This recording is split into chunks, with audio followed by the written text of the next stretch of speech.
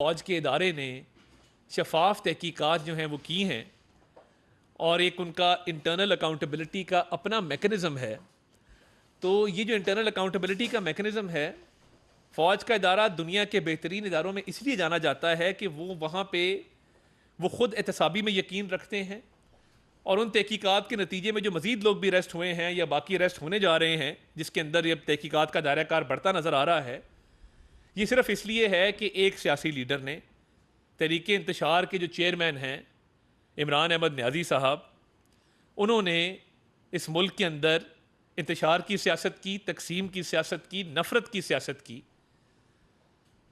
और उन्होंने इन लोगों के साथ गठजोड़ करके, इन लोगों के साथ मिलाप करके इस मुल्क में बदअमनी फैलाने की, मुल्की सालमियत को नुकसान पहुंचाने की कोशिश की। तो इस तमाम जो ये साजिशें हो रही थीं मुल्की सालमियत के ख़िलाफ़, मुल्क में इंतशार फैलाने के लिए, ये तमाम तर इस साजिश का सरगना इमरान न्याजी था और उसकी सहूलतकारी जनरल फैज़ और उनके जो बाकी साथी हैं वो कर रहे थे।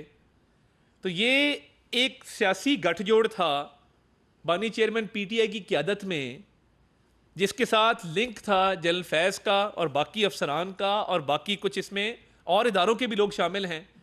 और देखिए ये दायरा कार बढ़ेगा, चाहे कोई साकिब हो, कोई निसार हो, ये मामलात आगे चलेंगे, शफाफियत के साथ चलने हैं। और ये किसी को इस मुल्क में इजाज़त नहीं दी जा सकती कि एक सियासी लीडर ये तय करे और बाकी लोगों को साथ मिलाकर कलूजन के साथ, गठजोड़ के साथ इस मुल्क में तबाही फैलाने की कोशिश करे। और ये मुझे बताइए कि दहशत गर्दों को वापस कौन लेके आया था? क्या वो भी गठजोड़ नहीं था?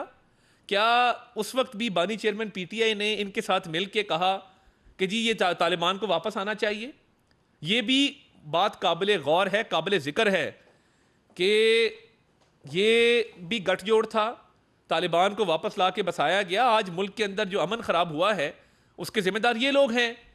तो ये सियासी कलूजन जो की गई और ये जो इंतशार फैलाया गया बानी चेयरमैन पीटीआई की क़यादत में, ये तमाम लोग उसका हिस्सा थे, जिन्होंने ना सिर्फ सियासत में हिस्सा लिया बल्कि मुल्क का अमन भी ख़राब किया, मुल्क की जो कौमी सलामती है उसको भी नुकसान पहुँचाया और इंतशार फैलाया मुल्क के अंदर। तो ये मामलात हैं जिसके मैं समझता हूँ कि अभी भी जिस तरह शवाहिद सामने आ रहे हैं कि बानी चेयरमैन पीटीआई का राब्ता बहाल था, ना सिर्फ तरीके अदम एतमाद के दौरान उनका राब्ता रहा और गठजोड़ जो था उसके नतीजे में जोड़ तोड़ की सियासत की गई, बल्कि अब भी जेल से भी पैगाम रसानी जो थी वो जारी थी। तो वो किस लिए थी? वो मुल्क में इंतशार फैलाने के लिए थी।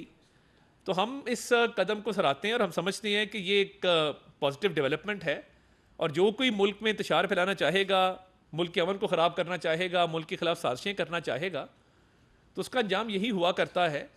और ये हम समझते हैं कि ये सेल्फ अकाउंटेबिलिटी बाकी इदारों को भी करनी चाहिए और इसका दायरा कार जो है वो बिल्कुल वसी होना चाहिए।